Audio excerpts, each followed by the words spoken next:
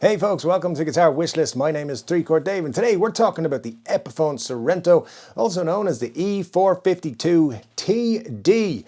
But don't forget that every episode of Guitar Wishlist is heavily inspired by this book right here. It's 1001 Guitars You Should Dream of Playing Before You Die. It's a very cool book. I'm having a lot of fun with it. Here's all the markings I have for the different guitars I want to just look through for the next couple of weeks.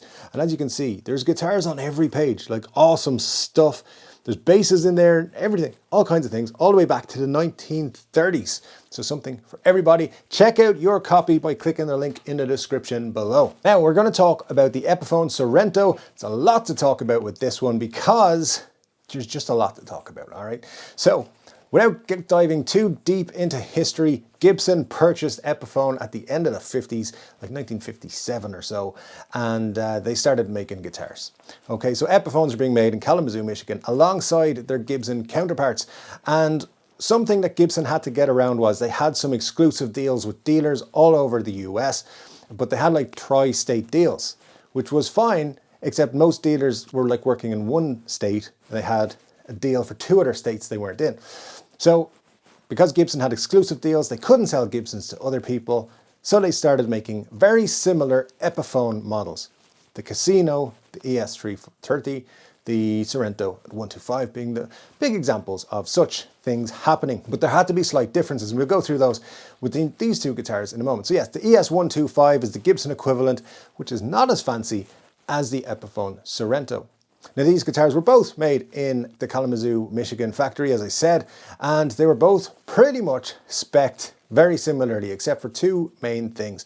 So you both had maple back, top and sides. They both had rosewood fretboards, mahogany necks, 20 frets on these guitars. So there you go. But here's where the differences come in the pickups. The Sorrento, which is the one I would go with, had the PAF mini humbuckers. Very cool. Now, nothing wrong with what was in the ES125, P90s, awesome. So, you know, you could get both of these and still be like just loving it. Then you had the tuners, they're another big difference. Then on the Sorrento you had Kluson Deluxe tuners, individual tuners of course, but on the ES125 you had three in a line, well like junior kind of melody maker style tuners. I can't remember what they're called. You know the ones. So there was kind of finer appointments on the Sorrento than on the ES125. But there was a lot of differences in the ES125 over the years. So as I said, they were made just between 1960 and 1969. In the 60s, a total of 2,631 guitars were made, but they're all a little bit different. There was 4 colors available across the range.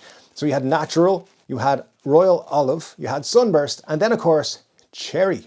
Now, there was a single pickup version of the Sorrento made, as there was the 125. We're just going to ignore that, pretend it doesn't exist, because that's not the one going on the wish list.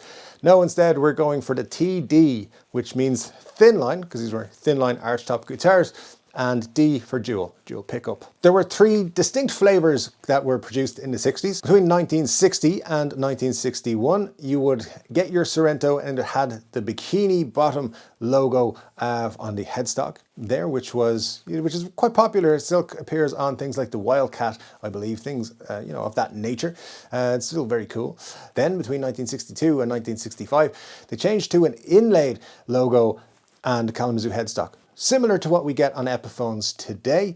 That was very cool. And they changed from dot inlays to the pearloid ovals. Then between 1965 and 1969, they made a change to the headstock again, making it the elongated Epiphone headstock, which is known on models like the Sheraton, for example. So which one of those is being added to the guitar wish list? Well, for me, it has to be the 1962 to 1965 model that had the Kalamazoo headstock, because I do like that very, very much. I think Epiphone did a really good job going back to that headstock style.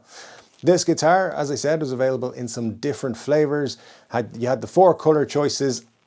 TDC, anytime you get a guitar that comes in TDC, for thin line, dual pickup, and cherry, that's the one you go with. You know, whatever the other colors are, doesn't matter. But that's what we're going with on this one. Now, I checked Reverb before recording this video. There's one of them from the 60s available for sale at the moment, but somebody has put Seymour Duncan humbuckers on it.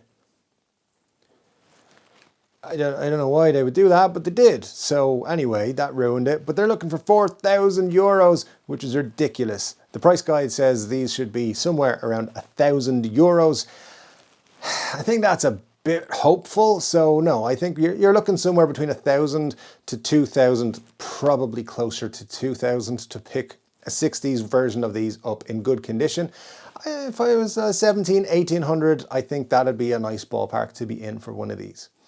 But that is the Epiphone Sorrento. It is officially on the guitar wish list. Let me know your thoughts on this guitar in the comment section below. Do you like arch tops? Do you like thin line arch tops? And what do you think of the differences between the ES125 and the Epiphone Sorrento? I think it's pretty cool. Anyway, let me know in the comment section below. Don't forget to like the video and subscribe. And I'll see you again on the next video, which will happen very, very soon.